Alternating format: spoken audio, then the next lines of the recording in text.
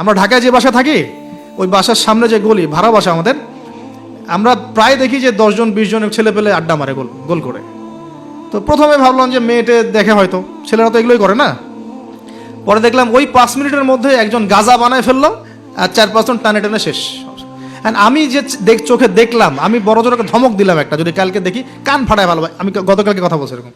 তো এখন আমি তো আর কিছু করতে পারবো না। আল্লাহ পাক যদি আমাকে ক্ষমতা দিতেন আমি তখন অ্যাকশন নিতে পারতাম। তো এই হলো যুব সমাজের অবস্থা। এদের বয়স 15 থেকে 20 বছরও না। 15 থেকে 20 বছরের যুব সমাজের অবস্থা আজকে ভয়াবহ। প্রশাসনের ভাইরা আছেন, জিজ্ঞেস করে দেখেন কিশোরগঞ্জের কী অবস্থা, টিকটক প্রজন্মের কী অবস্থা। এরা এমন কোনো পাপ নাই করতে বাকি রাখতেছে না। এরা কিশোরদের অবস্থা।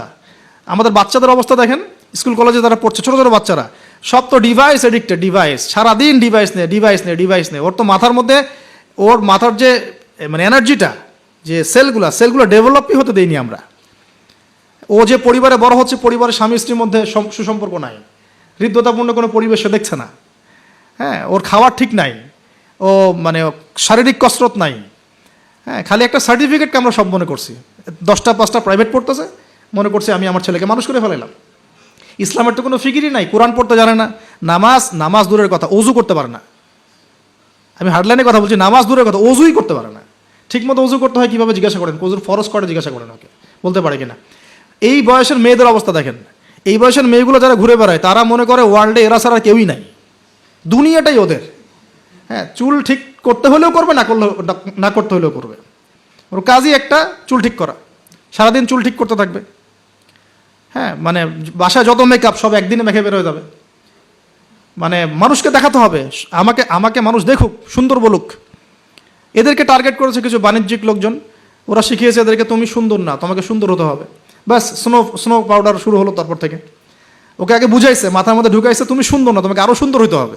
ব্যাস, তারপরে যে এই ক্রিম সেই ক্রিম, ব্যবসা শুরু হয়ে গেল, এই পার্লার সেই পার্লার। মানে এই মেয়েগুলার, আপনি বিশ্বাস করেন, এই টিকটক প্রজন্মের কথা বলছি, কিশোর গ্যাংয়ের কথা বলছি, ছেলেরা যতটা না বদ, এই মেয়েদের একটা বড় অংশ তার চেয়ে অনেক বেশি বদ, অনেক বেশি। তারা চায়, কিছু কিছু মেয়ে চায় যে তাকে যেন টিস করা হয়, কিছু কিছু মেয়ে চায় যে সে ছেলের পিছনে বাইকে করে ঘুরবে।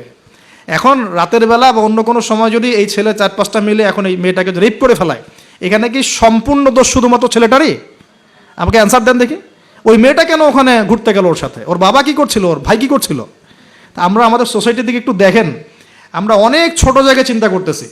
এই যে আপনি হাত বাঁধে নিয়ে পড়ে আসেন না, পায়ে পা নিয়ে পড়ে আসেন, আর আপনি বলছেন আমারটা সই, ওরটা ও খারিজি হয়ে গেছে, ও ভণ্ড হয়ে গেছে, ওই হয়েছে।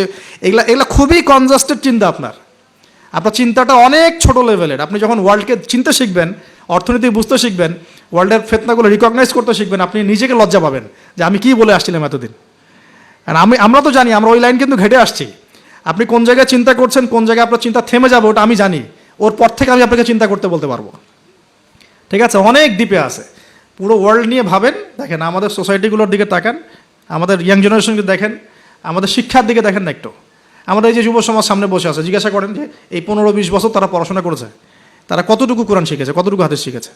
আমাদের এখানে অনেক সিনিয়র ভাই আছেন, আমাদের পিছনে অনেক বরেণ্য ব্যক্তিরা আছেন, তারা এখন আফসোস করেন যে আমাদের বয়স 40 হয়ে গেছে, কোরআন শিখতে পারি নাই, 40টা হাদিস তো পড়তে পারি না, হুজুর এটা কি হবে, ওইটা কি হবে।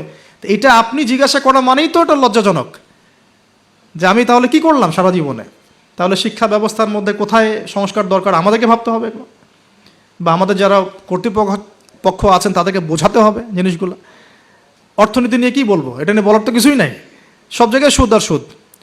অনেক দিন আগে যে বলেছি ক্যাশলেস সোসাইটির কথা, এই ক্যাশলেস সোসাইটি এখন বাস্তব। আপনি চায়নায় যান, আপনি কোনো ক্যাশ পাবেন না। চায়নাতে কোনো ক্যাশই নাই, আপনাকে সব ডিজিটাল মানিতে লেনদেন এক্সচেঞ্জ করতে হবে। পুরো ক্যাশলেস সোসাইটি একটা। এবং এর চার্জের ফলে মিনিটেই মানুষ কোটিপতি হয়ে যাচ্ছে, মিনিটের মধ্যে মানুষ কোটিপতি। জাস্ট চার্জ কাটতে কাটতে কাটতে কাটতে কোটিপতি হয়ে গেছে। ইলেকট্রনিক মানি তো আসছেই, যখন ক্রিপ্টোকারেন্সির যুগ চলে আসবে তখন দেখবেন যে কী অবস্থাটা হয়। তো আমাদের ইকোনমিক্স সেকশনের এই মানে কি বলবো, যে আধুনিকায়নই বলেন অথবা আধুনিকায়নের স্রোতের সমস্যাগুলো, এগুলো ফাইন্ড আউট করার মতো আলেম ওলামারও ঘাটতি আছে। যখন সমাজে ক্লাসিক্যাল ট্র্যাকের বাইরে কেউ কথা বলে তখন হাসে।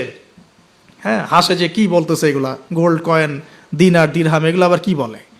অথচ দিনার দিরহামের কথা রাসূল সাল্লাল্লাহু আলাইহি ওয়াসাল্লামের সময় থেকে আসে। কতদিন বোঝানোর চেষ্টা করলাম, হ্যাঁ কতদিন যে বোঝানোর চেষ্টা করলাম যে ভাই 10 লাখ টাকা বাসায় রেখে দেন, দেখেন টাকার মান কমে না বাড়ে। আর যদি 10 লাখ টাকার সমপরিমাণ জমি থাকে আপনার, এটার মান বাড়বে না কমবে, এতটুকু বুঝতে পারতেছি না যে এগুলো সাস্টেইনেবল কোনো অ্যাসেট না। কারেন্সি ছিল গোল্ড দিনার এবং সিলভার দিরহাম, তো এখন সেটা নাই ভালো কথা, কিন্তু আমাদেরকে তো বুঝতে হবে যে আমাদের ফিউচার কী। ইউসুফ আলাইহিস-সালামের ফিউচার, ইউসুফ আলাইহিস-সালাম যেভাবে তার জাতিকে 7 বছরের একটা মানে গোল নিয়ে সামনে গিয়েছিলেন যে আমরা মূল্যবান সম্পদগুলো করি, মানে সংরক্ষণ করি, যখন দুর্ভিক্ষ সময় আসবে তখন আমরা বাঁচতে পারবো। এর ফলশ্রুতিতে মিশরের লক্ষ লক্ষ মানুষ বেঁচে গেছে।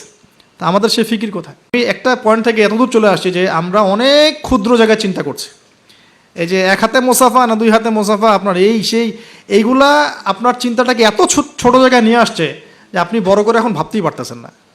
আর আমাদের দরকার, যদি আমরা সত্যি কথা বলছি, যদি আমরা চাই যে আমাদের সমাজ, দেশ এবং জাতি আগামীতে অনেক বেশি সমৃদ্ধি অর্জন করুক, আমাদের ক্রিটিক্যাল থিঙ্কার্স দরকার।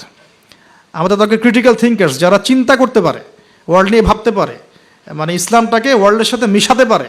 ইসলাম একদিকে পড়ে থাকবে আর ওয়ার্ল্ড একদিকে চলে যাবে, তাহলে তো হইল না কিছু। দেখেন ওই সময় লাত উজ্জা মানাত শিরক এগুলো বলতেন, লাত উজ্জা মানাতের মূর্তি পূজা শিরক এগুলো বলতেন সাহাবীরা। এই যুগে যদি আবু বকর ওমর রাদিয়াল্লাহু আনহু আসতেন, তারা কি ওই কথাই বলতেন?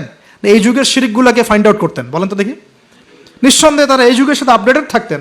তা আমাদেরকে এই যুগের সাথে আপডেটেড থাকতে হবে। তো আল্লাহ পাক আমাদেরকে তৌফিক দান করুন, আমিন।